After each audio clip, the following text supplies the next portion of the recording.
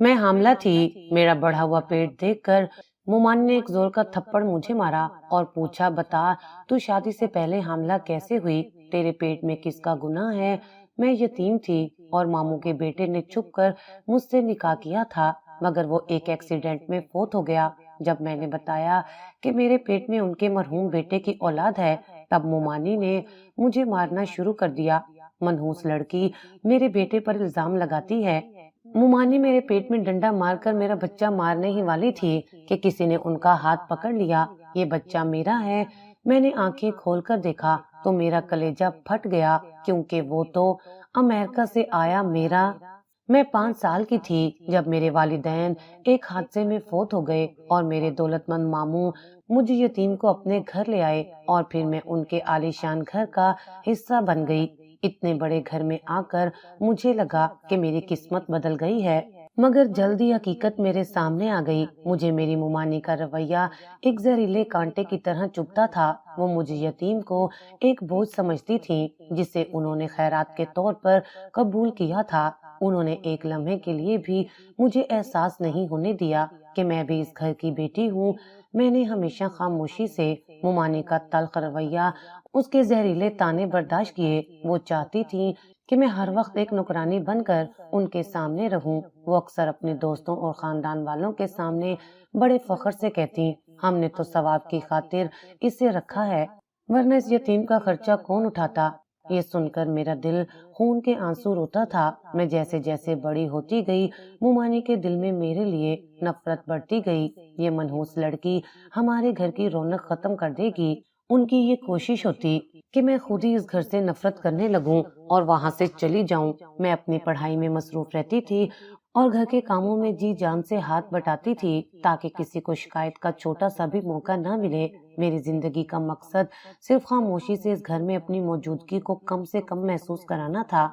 मामू के 2 बेटे थे, बड़ा बेटा उमर और छोटा काजिम। काजिम जो उम्र में मुझसे बड़ा था, अपनी आला तालीम मुकम्मल करने के लिए काफी अरसा पहले अमेरिका चला गया था, जबकि उमर मेरा बड़ा भाई यही बिजनेस संभाल रहा था। उमर को मैंने हमेशा अपना सबसे बड़ा मुहाफिज पाया। वो बहुत नरम दिल था और मुझे बहनों की तरह इज्जत देता था। वो मेरे दुखों को महसूस करता था और अक्सर मेरी गैर मौजूदगी में मुमानी के रवैये पर शर्मिंदगी का इजहार करता।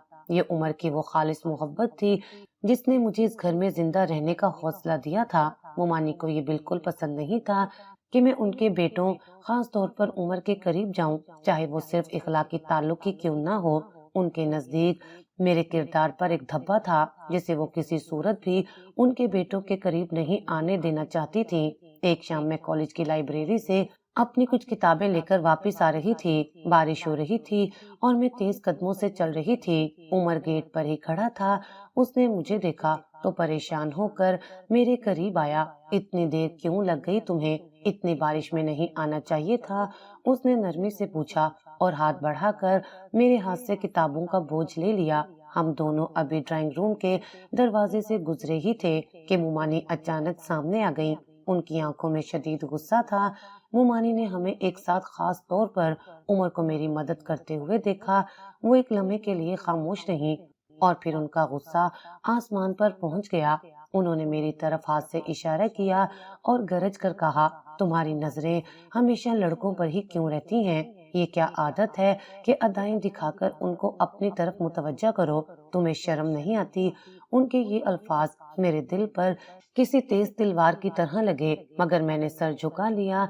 मेरी आंखों में आंसू भर आए। मैं चाहती थी कि जमीन फट जाए और मैं उसमें समा जाऊं। मैंने सिर्फ अल्लाह से दुआ की कि वो मुझे जल्द ही इस अजाब और बोझ से आजाद करे।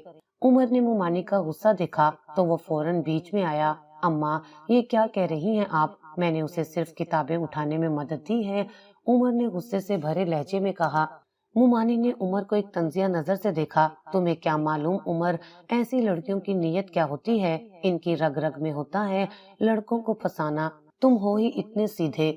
मामी ने बात को मजीद बढ़ावा दिया और उमर को मजबूर कर दिया कि वो वहां से हट जाए और सीधा अपने कमरे में चला जाए। मैंने मुमानी की नफरत भरी आंखों का सामना किया और फिर अपने कमरे की तरफ भाग गई, जहां मैंने दरवाजा बंद करके सिसकना शुरू कर दिया। یہ ایک اور رات تھی جب میں نے اس گھر میں اپنی یتیمی کو شدت سے محسوس کیا۔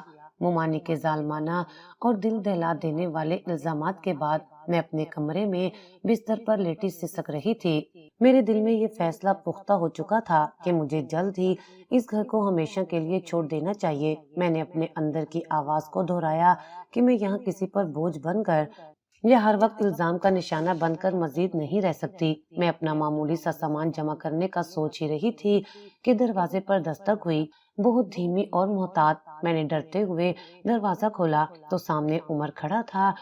اس کے چہرے پر تھکاوٹ اور ایک گہری شرمندگی تھی۔ وہ کمرے میں داخل ہوا اور دروازہ احتیاط سے بند کیا اور میری طرف دیکھا۔ میری آنکھیں سوجی ہوئی تھی اور چہرہ آنسوؤں سے بھیگا تھا۔ اس نے مجھے روتے دیکھا تو اس کا دل بھر آیا۔ وہ میرے قریب آیا اور پہلی بار اس نے اپنی ماں کے اس غیر انسانی رویے پر مجھ سے معافی مانگی۔ مجھے افسوس ہے، بہت افسوس ہے سارا۔ اس کی آواز میں وہ رنج تھا جو کسی نے کبھی میرے لیے محسوس نہیں کیا تھا۔ تمہارا کوئی قصور نہیں ہے، بس اماں ہر کسی پر اپنی مرضی مسلط کرنا چاہتی ہیں اور وہ تمہیں کبھی ایک مستقل فرد کے طور پر قبول نہیں کر پائیں گی۔ عمر کا نرم رویہ میرے لیے اس کی یہ ہمدردی اور اس کی معافی اس لمحے میرے لیے ممانی کے تمام ظلم سے ایک محفوظ پناہ گاہ بن گئی۔ اس نے پہلی بار مجھے یہ احساس دلایا کہ میں اکیلی نہیں ہوں۔ عمر کے نرم رویے اور میری حالت زاد نے ہم دونوں کو ایک دوسرے کے قریب کر دیا۔ اس رات کے بعد ہماری ملاقاتیں مزید محتاط مگر گہری ہو گئیں۔ ہم آہستہ آہستہ ایک دوسرے کو چاہنے لگے، یہ جانتے ہوئے بھی کہ اگر ممانی کو اس محبت کا علم ہو گیا تو کیا قیامت ٹوٹے گی۔ رات کے کھانے کے بعد جب ممانی اپنے کمرے میں چلی جاتی تو عمر اپنے کاروبار کے کچھ کاغذات پر دستخط کروانے کے بہانے میرے کمرے میں آتا۔ ہم صرف چند منٹ کی باتیں کرتے جن میں ہم اپنے احساسات کا اظہار کرتے، چھپ کر، دھیمی آواز میں۔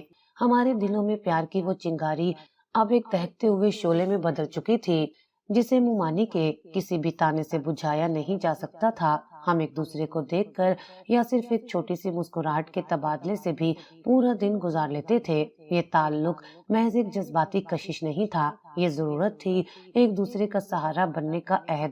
ایک دن عمر نے مجھ سے بات کی جب ہم دونوں رات کی خاموشی میں ڈرائنگ روم کی بڑی کھڑکی کے پاس کھڑے تھے۔ اس نے مضبوط ارادے سے کہا کہ وہ اب مزید اس تعلق کو خفیہ نہیں رکھنا چاہتا۔ میں چاہتا ہوں کہ تمہیں تمہارا حق ملے، تمہیں میری بیوی بن کر رہنا چاہیے۔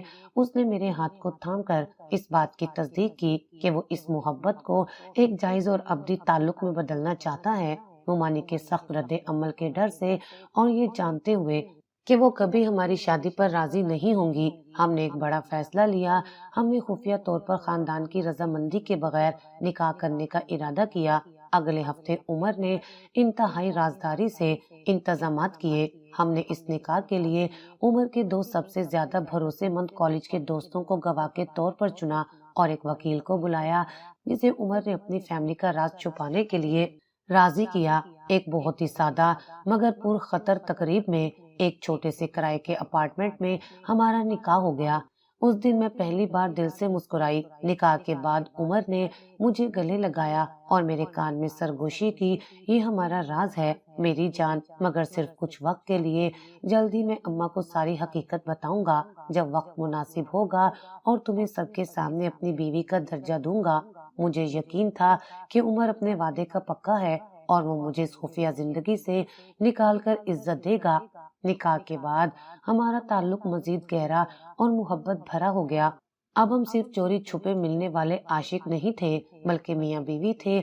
ہمارے وہ لمحات جو ہم ایک دوسرے کے ساتھ چوری چھپے گزارتے تھے میرے لیے دنیا کے سب سے حسین لمحات تھے۔ رات کی تاریکی میں جب پورا گھر سو رہا ہوتا، عمر میرے کمرے میں آتا، وہ میرے ساتھ گھنٹوں باتیں کرتا، مستقبل کے خواب دکھاتا اور اپنے پیار کا اظہار کرتا۔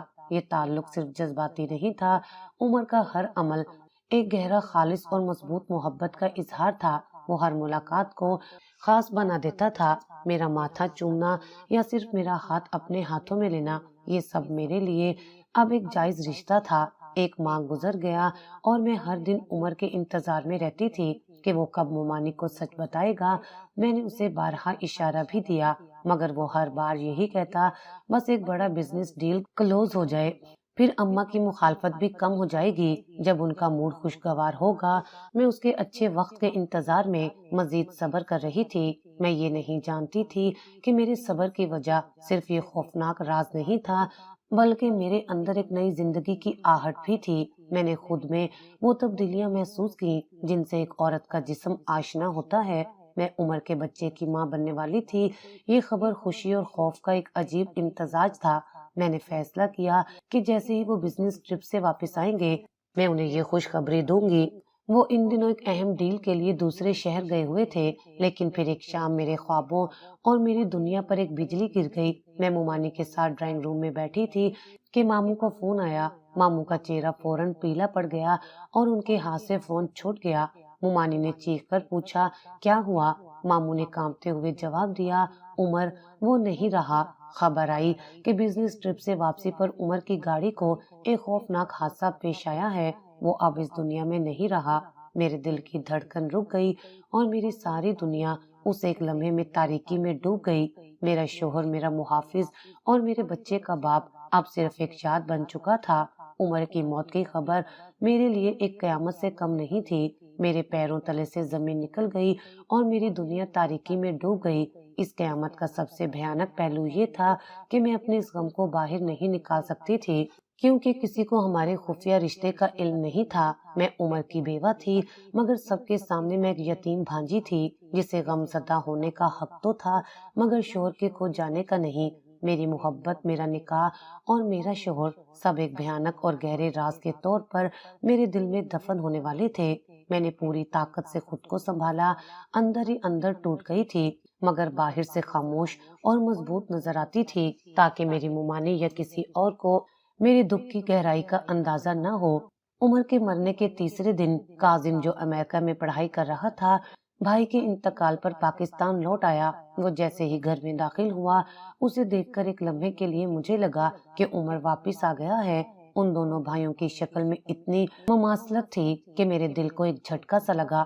میں نے فوراً اپنی آنکھیں بند کر لی تاکہ میری بے قابو آنکھوں سے کوئی آنسو نہ ٹپک جائے۔ مومانی تو پہلے ہی غم سے نڈھال تھی اور ہر وقت روتی رہتی تھی۔ وہ تقریباً ہوش و حواس کھو چکی تھی۔ ان کا سارا غصہ اور دکھ اب ان کے دل میں جمع تھا۔ وہ کاظم کو گلے لگا کر اتنی دیر تک روتی رہی کہ ان کا گلا بیٹھ گیا۔ اس پورے سوگ کے دوران میں ایک پتھر کی مورت بن کر بیٹھی رہی۔ میں روتی تھی مگر صرف اس محبت کے لیے جو ادھوری رہ گئی تھی اور اس آنے والے بچے کے لیے جو اب باپ کے سائے سے محروم تھا۔ کاظم نے سب کے درمیان مجھے خاموش اور غمگین بیٹھا دیکھا۔ عمر کا کمرہ جہاں ہم چوری چھپے ملتے تھے وہ اب میرے لیے سب سے زیادہ اذیت کی جگہ تھی۔ میں اکثر وہاں بیٹھی رہتی تھی۔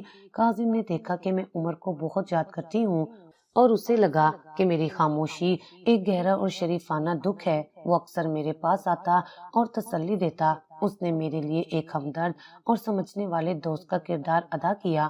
سارا، مجھے یقین نہیں آ رہا، عمر ہمیشہ کہا کرتا تھا کہ تم اس گھر کی واحد معصوم روح ہو، اپنا خیال رکھو۔ کاظم نے ایک دن میرے پاس بیٹھ کر دھیمی آواز میں کہا۔ میں نے صرف سر ہلایا۔ ان غمگین اور تنہا دنوں میں کاظم کا سہارا اور اس کی موجودگی میرے لیے ایک غیر متوقع سکون کا باعث بنی۔ وہ عمر کے کاروبار کے سلسلے میں کچھ قانونی کاغذات کی تیاری میں مصروف تھا اور مجھ سے مشورہ لیتا تھا کہ عمر کون سی فائلیں کہاں رکھتا تھا۔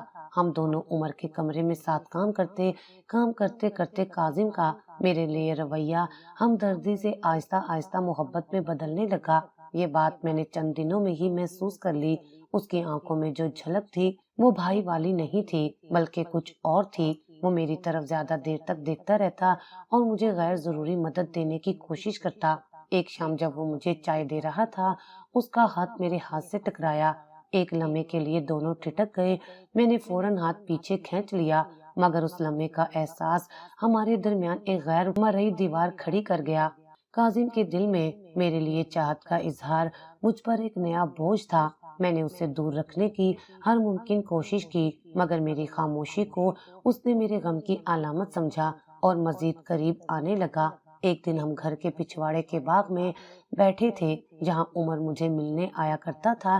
کاظم نے ایک لمبی سانس لی اور مجھ سے صاف صاف کہہ دیا، سارا، میں امریکہ واپس نہیں جانا چاہتا۔ میں یہیں رہ کر بزنس سنبھالوں گا اور میں تم سے نکاح کرنا چاہتا ہوں۔ مجھے لگا جیسے کسی نے میرے سر پر زور سے ہتھوڑا مارا ہو۔ میرا رنگ پیلا پڑ گیا اور میرا جسم کانپنے لگا۔ میں اسے کیسے بتاتی کہ میں تو پہلے ہی اس کے بڑے بھائی کی بیوی تھی۔ کاظم کی یہ خواہش میرے لیے ایک نیا امتحان تھی، کیونکہ اس سے پہلے کہ میں اسے سچ بتاتی، میرے پیٹ میں پلنے والا عمر کا بچہ میری حالت کو مزید پیچیدہ بنا رہا تھا۔ میں فوری طور پر کوئی جواب نہ دے سکی۔ کاظم نے میری خاموشی کو اپنی تجویز کی کامیابی سمجھا اور مسکرا دیا۔ مجھے معلوم ہے تم غم میں ہو، مگر میں تمہیں ساری زندگی خوش رکھوں گا، بس سوچ لو۔ اس کا یہ جملہ میری دنیا کو مزید الٹ پلٹ کر گیا۔ کاظم کے نکاح کی تجویز سن کر میں مکمل طور پر گونگی ہو گئی۔ میرے دل و دماغ میں ایک ساتھ ہزاروں خیالات کا ہجوم تھا۔ کیا میں اسے بتا دوں کہ میں پہلے اس کے بھائی کی بیوی ہوں، یا کیا میں خاموش رہ کر اس راز کو ہمیشہ کے لیے چھپا لوں؟ میں ہر رات رو کر سوتی تھی، یہ سوچ کر کہ کاظم کی معصوم خواہش کو میری خاموشی کیسے دھوکہ دے رہی ہے۔ وہ دن بدن میرے لیے اور زیادہ فکر مند ہوتا جا رہا تھا، جو میری مجبوری کو اور بڑھا رہا تھا۔ میں بس کچھ وقت چاہتا ہوں تاکہ تم اپنے آپ کو ذہنی طور پر تیار کر سکو۔ میں انتظار کروں گا سارا، اس نے پر امید لہجے میں کہا، مگر میں جانتی تھی کہ میرے پاس زیادہ وقت نہیں ہے۔ مجھے جلدی سب کو اپنے حاملہ ہونے کی خبر بھی دینی تھی۔ میں اس کی پر امید آنکھوں میں دیکھ کر اور بھی شرمندہ ہو رہی تھی، جیسے میں عمر کے جانے کے بعد اب کاظم کی زندگی بھی برباد کر رہی ہوں۔ میں مسلسل اس کشمکش میں مبتلا تھی کہ اس نازک صورتحال سے کیسے نکلوں۔ عمر کے جانے کے بعد میں نے اپنے خفیہ نکاح کے کاغذات کو اور بھی احتیاط سے چھپا دیا تھا۔ میرے پرس میں چھپا ایک چھوٹا سا نکاح نامہ میرے بچے کے وجود کا واحد جواز تھا۔ مجھے اپنے بچے کے حقوق کے لیے لڑنا تھا، جو صرف عمر کے نکاح کے ثبوت سے ہی ممکن تھا۔ مجھے یاد تھا کہ عمر نے ایک بار کہا تھا کہ ان کاغذات کے بغیر ممانی مجھے اس گھر میں نہیں رہنے دیں گی۔ میں نے ایک دن خاموشی سے عمر کے وکیل سے رابطہ کیا، جو ہمارا نکاح پڑھوانے میں گواہ تھا، تاکہ عمر کی وراثت اور میرے حقوق کے بارے میں جان سکوں۔ وکیل نے مجھے خبردار کیا کہ قانونی طور پر میرا کیس مضبوط ہے، مگر سماجی طور پر ممانی کی مخالفت کی وجہ سے یہ ایک مشکل اور لمبی قانونی جنگ بن سکتی ہے۔ وکیل نے واضح طور پر کہا، جب تک آپ کے پیٹ کا ابھار صاف نظر نہیں آتا، آپ کو یہ سچ بتا دینا چاہیے، ورنہ ممانی اور معاشرہ اسے آپ کی بے حیائی کا ثبوت سمجھے گا اور عمر کے نام پر بدنامی کا تانا دے گا۔ اس تنبیہ نے مجھے اندر تک ہلا کر رکھ دیا اور میں نے فیصلہ کر لیا کہ اب مزید انتظار نہیں کیا جا سکتا۔ جیسے جیسے دن گزرتے گئے، میرے اندر عمر کا بچہ بڑھنے لگا اور میرے جسم میں وہ تبدیلیاں جو حاملہ عورتوں میں آتی ہیں نمایاں ہونے لگی۔ صبح کی کمزوری، کھانے میں بے رغبتی اور بڑھتا ہوا پیٹ میرے لیے ایک مستقل پریشانی بن چکے تھے۔ میں نے اپنے آپ کو ڈھیلے کپڑوں میں چھپانا شروع کر دیا اور ہر وقت ایک بڑا دوپٹہ اوڑھے رکھتی تھی تاکہ ممانی کی تیز نظروں سے بچ سکوں۔ مجھے گھر کے اندر بھی قدم قدم پر محتاط رہنا پڑتا تھا۔ میرا چہرہ کمزوری کی وجہ سے پیلا پڑ رہا تھا اور میری آنکھوں کی چمک کم ہوتی جا رہی تھی۔ ممانی نے میری اس حالت پر کئی بار سوال اٹھائے، کیا تمہیں بخار ہے سارا؟ تم ہر وقت تھکی ہوئی کیوں لگتی ہو؟ تمہاری صحت تو گرتی جا رہی ہے۔ میں ڈرتی تھی کہ اگر انہیں اس حال میں میرے حاملہ ہونے کا پتہ چلا تو وہ مجھے بغیر کسی ثبوت کے مار ڈالیں گی اور میرے کردار پر وہ الزام لگائیں گی جو مجھے زندگی بھر کے لیے بدنام کر دے گا۔ مجھے یہ بھی احساس تھا کہ میں کاظم کو مزید غلط فہمی میں نہیں رکھ سکتی۔ ایک دوپہر میں کچن سے پانی لینے کے بعد ڈرائنگ روم سے گزر رہی تھی اور تھکن کی وجہ سے خاص انداز میں بیٹھی ممانی اس وقت ٹیبل پر بیٹھی کچھ بل چیک کر رہی تھی۔ ان کی نظر میری طرف اٹھی۔ ان کی تیز نظر فوراً میرے پیٹ کے ابھار پر پڑی، جو میں نے اپنے دوپٹے میں بڑی مشکل سے چھپایا ہوا تھا۔ ممانی کی آنکھوں میں ایک دم غصہ اور شدید حیرت کی لہر دوڑ گئی۔ تمہیں کیا ہو گیا ہے سارا؟ تمہارا پیٹ اس طرح کیوں باہر نکلا ہوا ہے؟ تم کس قسم کے فیشن کے کپڑے پہن رہی ہو؟ ان کی آواز میں سردی تھی جو مجھے خون جما دینے والی لگی۔ انہوں نے اپنا چشمہ اتارا اور شکی نظروں سے مجھے اوپر سے نیچے تک دیکھا۔ تمہاری طبیعت پچھلے کچھ ہفتوں سے ٹھیک نہیں لگ رہی، کہیں تم کسی ایسی مصیبت میں تو نہیں؟ میں فوراً گھبرا گئی اور وہاں سے بھاگنا چاہتی تھی، مگر ممانی نے مجھے نام سے پکارا، رک جاؤ، مجھے یہ سچائی بتاؤ کہ یہ کس کا بچہ ہے؟ کہیں تم… ان کا جملہ مکمل ہونے سے پہلے ہی میں نے وہاں سے بھاگ کر اپنے کمرے کا دروازہ اندر سے بند کر لیا۔ میں جانتی تھی کہ اب سچ کو زیادہ دیر تک چھپانا ناممکن ہو گیا ہے۔ اس سے پہلے کہ مومانی مجھ پر سب کے سامنے الزام لگاتی۔ مجھے کاظم کو سب کچھ بتا دینا چاہیے تاکہ وہ ہمارے معاملے میں مزید نہ الجھے۔ میں نے فوراً کاظم کو فون کیا اور کہا کہ مجھے فوری طور پر اس سے کچھ اہم بات کرنی ہے۔ وہ میرے ڈر کو محسوس کر کے فوراً کمرے میں آیا اور دروازہ احتیاط سے بند کر دیا۔ اس نے میرے چہرے پر خوف دیکھا تو وہ پریشان ہو گیا۔ کیا ہوا ہے سارا؟ اماں نے پھر کچھ کہا ہے؟ مجھے بتاؤ، میں سب سنبھال لوں گا۔ اس نے میرے ہاتھ تھام لیے۔ میں اب مزید تمہارے ساتھ یہ دھوکہ نہیں کر سکتی۔ میں نے کانپتے ہوئے اور آنسوؤں کے ساتھ اپنا سر اٹھا کر اسے بتایا، میں تم سے نکاح نہیں کر سکتی کاظم۔ میں عمر کے بچے کی ماں بننے والی ہوں۔ کاظم کا چہرہ فوراً سفید پڑ گیا۔ اس کے چہرے سے سارا رنگ اڑ گیا اور اس کے ہاتھوں کی گرفت میرے ہاتھوں پر ڈھیلی پڑ گئی۔ اس کی آنکھوں میں پہلے حیرت، پھر شدید درد اور پھر خوفناک غصے کی لہر دوڑ گئی۔ وہ ہکا بکا رہ گیا اور مجھ سے 2 قدم پیچھے ہٹ گیا۔ کیا کہہ رہی ہو تم؟ یہ کیسے ہو سکتا ہے؟ اس نے بمشکل اپنے الفاظ پر قابو پایا۔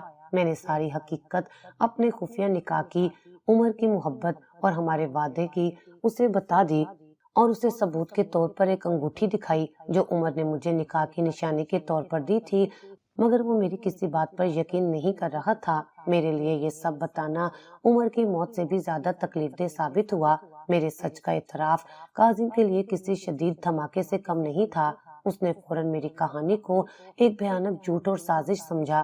اس کے لیے یہ بات ناقابل یقین تھی کہ اس کا بھائی جو خاندان میں شرافت اور اصولوں کی مثال تھا، مومانی کے ڈر سے خفیہ نکاح کرے گا۔ اس کی نظر میں عمر ایسا کوئی خفیہ کام کر نہیں سکتا تھا۔ اس نے میرے ہاتھ سے نکاح نامہ اور خط چھین کر ایک طرف پھینک دیا جیسے وہ غیر اہم کاغذات ہوں۔ وہ کمرے میں تیزی سے چلنے لگا۔ اس کا چہرہ غصے سے لال ہو چکا تھا اور ماتھے پر پسینے کے قطرے نمودار ہو گئے تھے۔ اس کے دماغ میں شاید وہ ساری باتیں گھوم رہی تھیں جو مومانی مجھے ہمیشہ طعنے کے طور پر کہتی تھی۔ اس کا شک فوراً نفرت میں بدل گیا۔ تمہیں لگتا ہے کہ میں اتنا بے وقوف ہوں؟ یہ بچہ عمر کا نہیں ہو سکتا۔ اس نے غصے سے دھاڑتے ہوئے کہا، تم نے یہ سب میرے بھائی کی موت کے بعد اس کی جائیداد پر قبضہ کرنے کے لیے کیا ہے۔ تم نے سوچا ہوگا کہ جب عمر چلا جائے گا تو یہ راز کبھی کھل نہیں پائے گا۔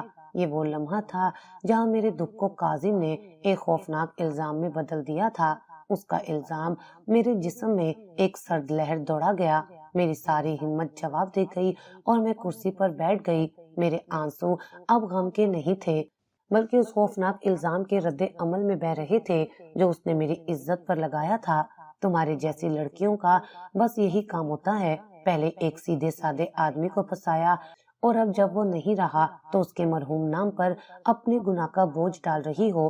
کاظم کے یہ سخت الفاظ میرے دل کی گہرائی تک چبھنے والے تھے۔ وہ آگے بڑھا اور میرے شانے زور سے تھام لیے۔ اس کی آنکھوں میں وحشت تھی اور وہ اپنی پوری طاقت لگا کر چلایا، تمہیں شرم نہیں آتی؟ میرے مرحوم بھائی پر اپنا گناہ مت ڈالو۔ بتاؤ کس کے ساتھ مکالمہ کیا؟ تمہیں کس نے یہ سب کرنے کا حوصلہ دیا؟ میں نے اس کے ہاتھوں سے خود کو چھڑوانے کی کوشش کی مگر اس کی گرفت بہت مضبوط تھی۔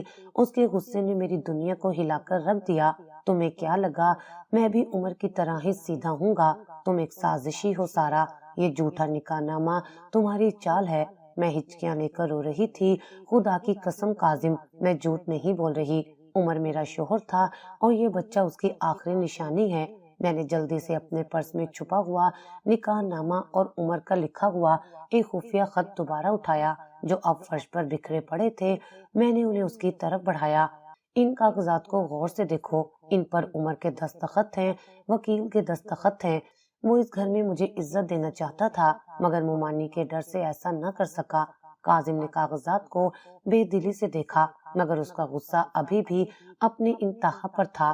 وہ انہیں دیکھتے ہی پھاڑ کر پھینکنا چاہتا تھا مگر پھر ایک خوف سے رک گیا اور وہ سوچنے لگا کہ اگر یہ سچ ہوا تو وہ کس طرح اپنے بھائی اور اپنی بھابھی کا گناہ گار بنا رہے گا۔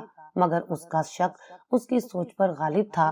یہ سب جھوٹا ہو سکتا ہے، میں ان کاغذات کی تصدیق کرواؤں گا مگر تب تک اس سے پہلے کہ یہ بات اماں تک پہنچے تم فوراً یہاں سے چلی جاؤ۔ میں تمہیں 1 گھنٹے کا وقت دیتا ہوں ورنہ میں سب کے سامنے تمہاری حقیقت لے آؤں گا اور تم کبھی منہ دکھانے کے قابل نہیں رہو گی۔ اس نے اپنے دل کی ساری نفرت مجھ پر انڈیل دی، مگر میں اب مزید ڈرنے والی نہیں تھی۔ میرے اندر کی ممتا اور عمر کی روح نے مجھے طاقت دی۔ میں کہیں نہیں جاؤں گی، یہ میرے شوہر کا گھر ہے اور میں اس کے بچے کی ماں ہوں۔ میں یہ ثابت کر کے رہوں گی کہ میرا بچہ عمر کا وارث ہے۔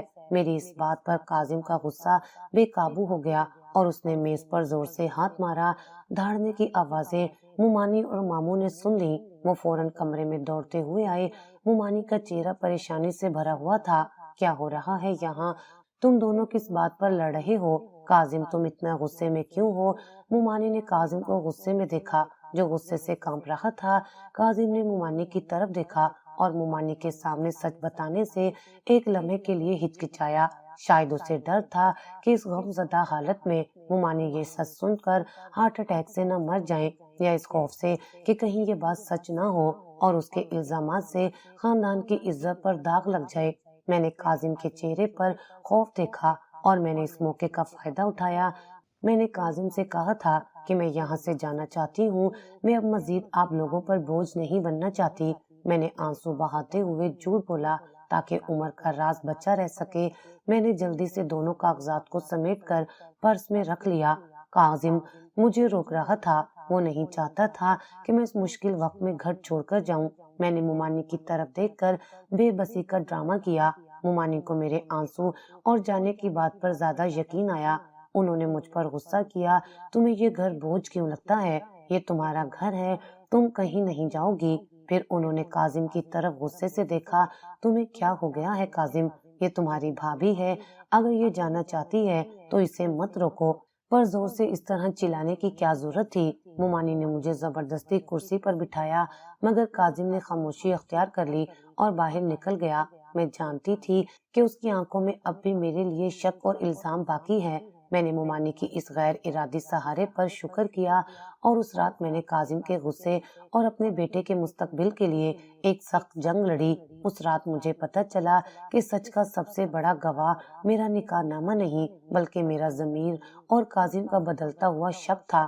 مومانی نے مجھے فوراً کمرے سے باہر نکل جانے کا حکم دیا اور کاظم سے کہا کہ وہ آرام کرے۔ میں نے مومانی کا شکریہ ادا کیا کہ انہوں نے غیر ارادی طور پر سچ کو سامنے آنے سے روک لیا۔ مومانی کو لگا کہ ہم دونوں میری گھر چھوڑنے کی خواہش پر لڑ رہے تھے اور وہ یہی سمجھ کر چلی گئی۔ کاظم نے بھی کوئی اعتراض نہیں کیا، مگر اس کی آنکھوں میں شدید بے چینی تھی۔ میں جانتی تھی کہ وہ اس شک کو مزید دیر برداشت نہیں کر پائے گا۔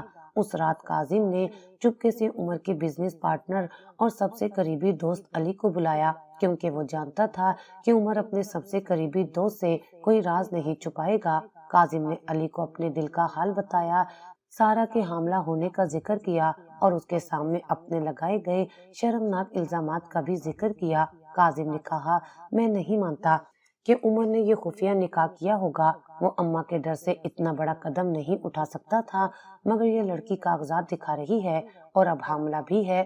میرے دماغ میں ایک طوفان برپا ہے۔ علی نے کاظم کی طرف دیکھا اور گہرا سانس لیا، اس کے چہرے پر گہری تشویش تھی۔ کاظم، مجھے افسوس ہے کہ تمہیں یہ خبر اس طرح مل رہی ہے۔ عمر نے مجھے آخری بار فون پر بتایا تھا کہ وہ تمہیں اعتماد میں لینا چاہتا ہے، وہ مومانی کے رویے سے تمہیں اور سارا کو بچانا چاہتا تھا۔ نکاح کے وقت میں خود بھی گواہ تھا اور میں نے ہی وکیل کو بلایا تھا۔ علی نے مزید تفصیلات بتاتے ہوئے کہا کہ عمر کا خوف اپنی ماں کا غصہ نہیں تھا، بلکہ وہ یہ نہیں چاہتا تھا کہ مومانی کے رویے کی وجہ سے زارا کو گھر سے نکال دیا جائے اور وہ بے سہارا ہو جائے۔ علی نے نکاح نامے پر عمر کے دستخط اور اس کے وکیل سے تصدیق کروا کر کاظم کو دکھائی۔ دوست کی تصدیق کے بعد کاظم کے قدموں تلے سے زمین نکل گئی۔ وہ وہیں فرش پر بیٹھ گیا اور اپنے سر کو دونوں ہاتھوں سے پکڑ لیا۔ اس کا شک اور الزام شرمندگی میں بدل گیا۔ اس نے اپنے آپ کو شرمندگی کی آگ میں جلتے ہوئے پایا کہ اس نے نہ صرف اپنے مرے ہوئے بھائی پر تہمت لگائی بلکہ اس نے سارا کی پاکیزگی پر بھی سوال اٹھا دیا۔ وہ شرم اور ندامت سے پوری رات سو نہ سکا۔ وہ عمر کے کمرے میں گیا جہاں اب بھی اس کی خوشبو باقی تھی اور اس کے بستر کے کنارے پر بیٹھ کر روتا رہا، او خدایا، میں نے کتنا بڑا گناہ کیا ہے۔ میں نے سارا کو دھکے مار کر نکالنے کی بات کی جبکہ وہ میرے مرحوم بھائی کے بچے کی ماں ہے۔ وہ اپنے آپ سے کہہ رہا تھا۔ اس نے تمام نکاح نامے اور کاغذات کو بے حد احتیاط سے سنبھالا اور صبح ہونے کا انتظار کیا۔ اس رات کاظم نے ہمیشہ کے لیے اپنے دل سے تمام شک نکال دیا۔ صبح ہوتے ہی وہ میرے کمرے میں آیا۔ اس کی آنکھوں میں ندامت اور شرمندگی صاف جھلک رہی تھی۔ وہ میرے سامنے جھکا اور روتے ہوئے ہاتھ جوڑ لیے۔ مجھے معاف کر دو سارا، مجھے شرمندگی ہے کہ میں نے تمہارے اور اپنے بھائی کے رشتے پر شک کیا اور تم پر اتنے سنگین الزام لگائے۔ تم نے جو اذیت برداشت کی ہے میں اس کا کفارہ بھی نہیں ادا کر سکتا۔ میں نے اپنے مرحوم بھائی کی روح پر اور تمہاری پاکیزگی پر کتنا بڑا گناہ ڈالا۔ اس کی آواز میں وہ سچائی تھی جو میرے سارے درد کو دھو گئی۔ میں نے اسے اٹھایا اور کہا، مجھے معلوم ہے کہ تم نے غصے اور دکھ میں ایسا کیا، مجھے تمہیں پہلے ہی بتا دینا چاہیے تھا۔ میں نے اسے تسلی دی اور ہمارے درمیان موجود ساری غلط فہمیاں ہمیشہ کے لیے دور ہو گئیں۔ اس لمحے کے بعد ہمارا رشتہ غیر مشروط اعتماد اور سچائی پر مبنی ہو گیا۔ اس نے وعدہ کیا کہ وہ میری اور عمر کے بچے کی ہر حال میں حفاظت کرے گا اور اس راز کو چھپانے میں میری مدد کرے گا۔ ہمیں اب مومانی کو سب کچھ سچ بتا دینا چاہیے۔ کاظم نے کہا، اس کے بغیر تمہیں عمر کی بیوی کا حق اور عزت نہیں ملے گی۔ میں اب تمہیں اکیلا مزید یہ سب برداشت نہیں کرنے دوں گا۔ میں نے کاظم کے مضبوط ارادے کو دیکھا اور ہمیں یہ بات سمجھ آ گئی کہ مومانی اس سچ کو اچانک برداشت نہیں کر پائیں گی۔ ہم دونوں نے مل کر ایک منصوبہ بنایا کہ ہم کیسے آہستہ آہستہ یہ خبر مومانی تک پہنچائیں گے۔ کاظم نے اگلے 2 دن مومانی سے بات کرنی شروع کی اور عمر کے ساتھ میرے اچھے تعلقات کو اجاگر کیا۔ اس نے اپنی ماں کو یاد دلایا کہ عمر مجھ سے کتنی محبت کرتا تھا اور ہمیشہ میری حفاظت کرتا تھا۔ جب مومانی کی مخالفت کم ہوتی دیکھ کر کاظم اور میں نے یہ اعلان کیا کہ عمر نے مجھے ایک خط لکھا تھا جس میں اس نے ہمارے نکاح کا ذکر کیا تھا اور مجھے یہ تحریر اس نے سفر پر جانے سے پہلے دی تھی۔ یہ جھوٹ صرف مومانی کو نفسیاتی صدمے سے بچانے اور عمر کی عزت برقرار رکھنے کے لیے تھا۔ کاظم نے عمر کے کاغذات میں چھپے ہوئے اصلی نکاح نامے کو ایک لفافے میں بند کیا اور اس کے ساتھ ایک فرضی خط بنایا جس میں اس نے عمر کی تحریر کی نقل کی۔ خط میں عمر نے جذباتی طور پر لکھا تھا کہ وہ سارا کو کیوں نہیں چھوڑ سکتا اور مومانی سے ڈر کر یہ قدم کیوں اٹھایا۔ اس خط میں اس نے مومانی سے معافی مانگی اور سارا کو اس کی تمام تر جائیداد کا حقدار قرار دیا۔ اگلے دن کاظم نے بڑی احتیاط سے مومانی کو بلایا۔ مومانی کمرے میں آئی اور جب کاظم نے کانپتے ہاتھوں سے وہ خط انہیں تھمایا تو وہ شک کی نظر سے اسے دیکھنے لگی۔ کاظم نے آہستہ سے کہنا شروع کیا، اماں، عمر آپ سے کچھ کہنا چاہتا تھا جو وہ زندہ رہتے ہوئے نہ کہہ سکا۔ مومانی نے خط کھولا اور جیسے ہی اس نے عمر کی ہینڈ رائٹنگ میں اپنی مخالفت کا ذکر پڑھا، میں جانتا ہوں کہ آپ سارا کو قبول نہیں کریں گی مگر یہ میری بیوی ہے، تو ان کا چہرہ فوراً پیلا پڑ گیا۔ غصہ، ندامت اور شدید جھٹکے کی ایک لہر ان کے پورے جسم میں دوڑ گئی۔ انہوں نے خط کو زور سے مٹھی میں دبوچ لیا اور ایک زوردار چیخ کے ساتھ وہیں کرسی پر بے ہوش ہو گئی۔ کچھ دیر بعد جب وہ ہوش میں آئیں تو ان کے کمرے میں صرف میں اور کاظم تھے۔ مومانی نے آنکھیں کھولی اور میری طرف دیکھا۔ ان کی آنکھوں میں اب وہ پرانی نفرت نہیں بلکہ اپنے کیے پر شدید ندامت، غم اور اعتراف تھا۔ ان کے لبوں سے نکلا، بیٹی سارا۔ انہوں نے میرا ہاتھ پکڑا اور پہلی بار مجھے پیار سے گلے لگایا اور کہا، تم میری بہو ہو، میرے پوتے یا پوتی کی ماں۔ میں نے تمہارے ساتھ جو کیا مجھے معاف کر دو، اب تم میری بیٹی ہو۔ میں حیران رہ گئی اور میرا دل شکر گزاری سے بھر گیا۔ مومانی کا یہ قبول میرے لیے دنیا کی سب سے بڑی جیت اور عمر کی محبت کی سچائی تھی۔ مومانی کے قبول کرنے کے بعد گھر میں ایک نیا ماحول بن گیا۔ میں اب وہ یتیم بھانجی نہیں تھی جو ہر وقت بوجھ سمجھی جاتی تھی، بلکہ میں باقاعدہ ان کی بہو تھی اور عمر کے بچے کی ماں۔ ماموں نے بھی کاظم اور مومانی کی حمایت کے بعد سب کو عمر اور میرے خفیہ نکاح کے بارے میں بتایا۔ اگرچہ خاندان اور معاشرے میں کچھ سرگوشیاں ہوئیں مگر مومانی اور کاظم کی مکمل حمایت کی وجہ سے کسی کو بھی کھل کر مخالفت کرنے کی جرأت نہ ہوئی۔ مومانی کا رویہ مکمل طور پر بدل چکا تھا۔ ان کی نگاہوں میں اب پرانی نفرت کی جگہ ایک گہری شفقت، غم اور شدید ندامت تھی۔ وہ میری دیکھ بھال ایسے کرتی تھی جیسے وہ اپنے بیٹے کی آخری امانت کی حفاظت کر رہی ہوں۔ وہ اکثر رات کو میرے کمرے میں آتی، میرے بستر کے پاس بیٹھ جاتی اور میرا ہاتھ تھام کر گھنٹوں خاموش بیٹھی رہتی۔ ایک بار جب میں نے ان سے پوچھا کہ کیا ہوا تو انہوں نے روتے ہوئے کہا، میں نے اپنے ہی بیٹے کو اس حال پر مجبور کیا کہ وہ اپنی محبت کا اظہار بھی نہ کر سکا۔ سارا، تم پر جو ظلم کیا ہے وہ میرے دل کا بوجھ بن چکا ہے۔ میں بس تمہیں خوش دیکھنا چاہتی ہوں۔ میں اپنے پوتے یا پوتی کی پیدائش تک صرف اس ایک امید پر زندہ ہوں کہ مجھے عمر کی نشانی سے پیار کرنے کا موقع ملے گا۔ ان کی یہ باتیں مجھے رلا دیتی تھیں اور مجھے یقین ہو گیا کہ ان کا دل واقعی بدل چکا ہے۔ کاظم کی میرے لیے وہ پہلے والی جذباتی محبت اب صرف ایک بھائی، ایک دوست اور ایک محافظ کی محبت میں بدل گئی تھی۔ اس نے عمر کی جگہ لینے کی کوئی کوشش نہیں کی، بلکہ اس نے خود کو میرے اور میرے آنے والے بچے کے لیے ایک مضبوط ڈھال بنا لیا تھا۔ وہ عمر کی یادوں کا احترام کرتا تھا اور ہم دونوں اب ایک گہرے اور مشکل راز کے محافظ تھے۔ ہمارے رشتے کی بنیاد عمر کی محبت اور ممانی کے سامنے پیش کیے گئے ایک چھوٹے سے جھوٹ پر قائم تھی۔ ہم دونوں کے درمیان اب ایک گہرا اعتماد قائم ہو چکا تھا۔ ہم اکثر عمر کے بارے میں بات کرتے، اس کے بچپن کی کہانیاں سنتے اور مستقبل کے خواب دیکھتے۔ کاظم میری پریشانیوں کو فوراً بھانپ لیتا تھا۔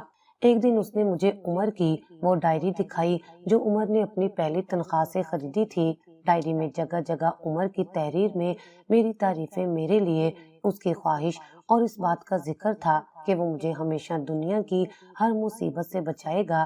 یہ سب دیکھ کر میں شدت سے رو پڑی۔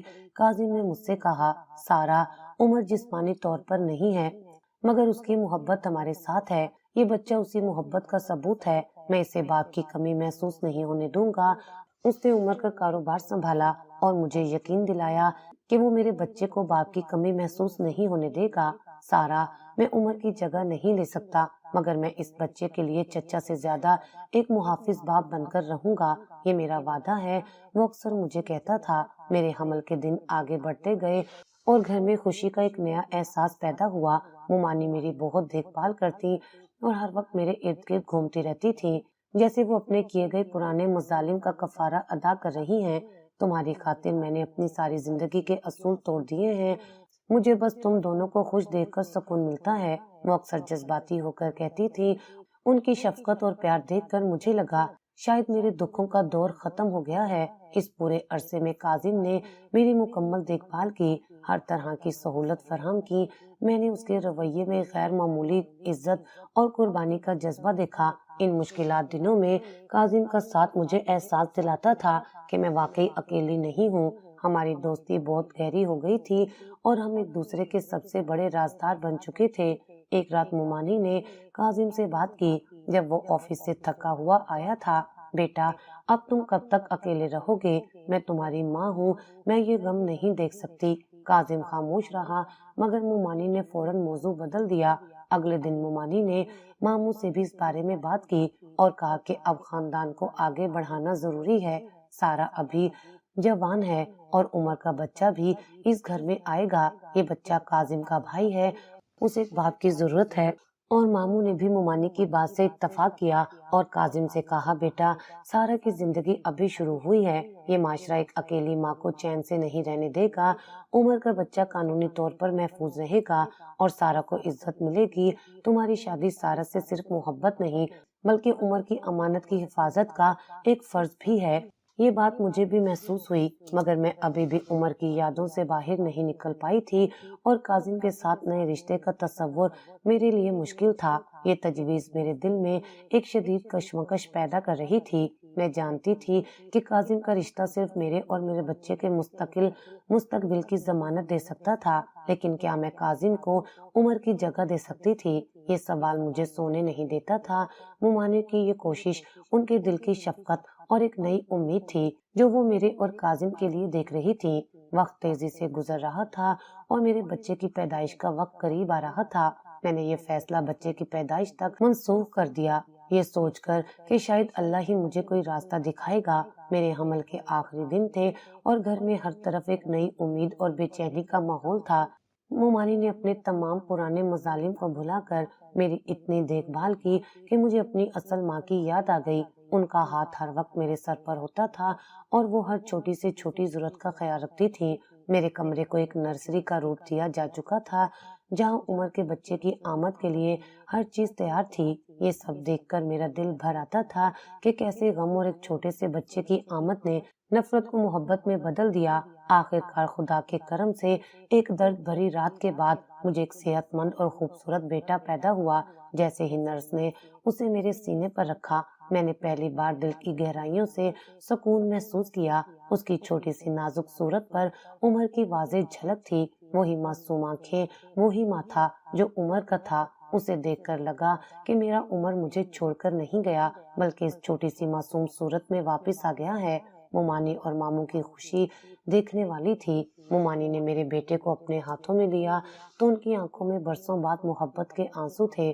وہ اپنے پوتے کو پیار کر رہی تھی اور کہہ رہی تھی، میرے عمر کی نشانی، اللہ اسے لمبی عمر دے۔ ہم نے اپنے بیٹے کا نام اس کے مرحوم والد کی یاد میں عمر رکھا۔ کاظم نے ننھے عمر کو فوراً گود میں اٹھایا۔ اس کی آنکھوں میں شدید خوشی اور اپنائیت تھی، جیسے وہ اس کا اپنا بیٹا ہو۔ اس نے کئی لمحوں تک اپنے بھتیجے کی طرف دیکھا اور اس کے ماتھے پر بوسہ دیا۔ خوش آمدید میرے بھتیجے اور میرے بیٹے، یہ الفاظ میرے دل میں اتر گئے۔ یہ ایک وعدہ تھا، ایک ذمہ داری کا اعلان۔ میں نے کاظم کے دل کی قربانی کو محسوس کیا، جو اس رشتے کو اس اپنائیت سے دیکھ رہا تھا۔ بچے کی پیدائش کے ایک ہفتہ گزرنے کے بعد میں جسمانی طور پر کچھ سنبھل چکی تھی۔ ایک شام مومانی میرے پاس آئیں۔ ان کے چہرے پر ایک عجیب سی سنجیدگی تھی۔ انہوں نے بہت پیار سے میرے بیٹے کو دیکھا اور پھر میری طرف متوجہ ہوئی۔ ان کی آواز میں اب فیصلہ کن لہجہ تھا، جس میں پچھلی نفرت کا کوئی سائبہ نہیں تھا۔ بیٹی، میں اب مزید کسی کو کھونا نہیں چاہتی، نہ تمہیں اور نہ کاظم کو۔ تم یہاں ہو، کاظم یہاں ہے، عمر کا بچہ اس گھر میں ہے۔ میں ایک آخری فیصلہ کر چکی ہوں جو تم سب کے لیے بہتر ہے۔ مومانی نے ماموں اور کاظم کو بلایا اور سب کے سامنے یہ تجویز رکھی کہ میں کاظم سے نکاح کر لوں۔ عمر چلا گیا مگر اس کی امانت زندہ ہے۔ کاظم کو تمہیں اپنی بیوی اور عمر کو اپنے بیٹے کے طور پر قبول کرنا ہوگا۔ مومانی نے پختہ لہجے میں کہا، میں چاہتی ہوں کہ یہ گھر پھر سے مکمل ہو۔ میں نے اپنے بیٹے کی جوانی اور تمہاری حفاظت کی قسم کھائی ہے۔ کاظم کو تمہیں ایک نیا نام اور ایک مضبوط سہارا دینا ہوگا۔ ماموں نے بھی اس فیصلے کی حمایت کی اور کاظم کی طرف دیکھا۔ اس وقت میرے دل میں ایک شدید کشمکش تھی۔ میں ابھی بھی عمر کی یادوں سے جڑی تھی، مگر میں اس تلخ حقیقت سے بھی واقف تھی کہ میرا بیٹا بغیر باپ کے نامکمل تھا، اور مومانی کی اس رضامندی کا مطلب خاندان کا مکمل قبول تھا۔ کاظم نے میرے پاس آ کر ہاتھ تھاما۔ اس کی آنکھوں میں التجا اور غیر مشروط حمایت تھی۔ سارا، میں تمہاری مرضی کے بغیر کوئی فیصلہ نہیں کروں گا۔ کیا تم یہ رشتہ قبول کر سکتی ہو؟ میں جانتا ہوں کہ میں عمر کی جگہ نہیں لے سکتا، مگر میں تمہیں صرف ایک بیوی نہیں بلکہ ایک بہترین دوست اور ایک مضبوط محافظ اور اس چھوٹے عمر کا ذمہ دار باپ بن کر رہوں گا۔ میں تمہیں اس یتیمی سے ہمیشہ کے لیے آزادی دوں گا جس میں تم نے اپنی آدھی زندگی گزاری ہے۔ اس نے اپنی بات کو جاری رکھا، ہمارا یہ رشتہ عمر کی روح کا بھی احترام کرے گا۔ میں اس بچے کو اپنے نام کے ساتھ وہ عزت دوں گا جو اسے ملنی چاہیے۔ میں نے عمر کی یادوں کو دل میں سنبھالا۔ یہ میری زندگی کا سب سے مشکل فیصلہ تھا، وفاداری اور بقا کے درمیان کا فیصلہ۔ میں نے کاظم کی قربانی، مومانی کی ندامت اور سب سے بڑھ کر اپنے بیٹے ننھے عمر کے مستقل مستقبل کی طرف دیکھا۔ میں نے مسکرا کر ہاں کہہ دیا۔ میرے ہونٹوں پر ہاں تھی، مگر دل میں دو زندگیوں کی کہانی تھی۔ یوں مومانی کی مکمل رضامندی اور ماموں کے پیار کے ساتھ ایک رسمی اور پروقار تقریب میں میں نے کاظم سے نکاح کر لیا۔ یہ نکاح دو انسانوں کا ملاپ نہیں بلکہ دو خاندانوں کے غم، ندامت اور امید کا نیا آغاز تھا۔ کاظم نے عمر کے بیٹے کو اپنا نام دیا اور مجھے ایک ایسی زندگی دی جو عزت اور تحفظ سے بھرپور تھی۔ ہمارا یہ نیا رشتہ عمر کی محبت، مومانی کی ندامت اور کاظم کی غیر مشروط قربانی کا نتیجہ تھا، جس نے میری زندگی کو ایک مکمل اور خوشگوار انجام دیا۔ میری نئی زندگی کا آغاز ایک محافظ شوہر، شفقت والی ساس اور اپنے بیٹے عمر کے ساتھ ہوا، جہاں پیار، عزت اور ابدی امن تھا۔ اب میرے بیٹے کا نام نہ صرف میرے شوہر کی یاد دلاتا تھا بلکہ میرے نئے محافظ کا فخر بھی تھا۔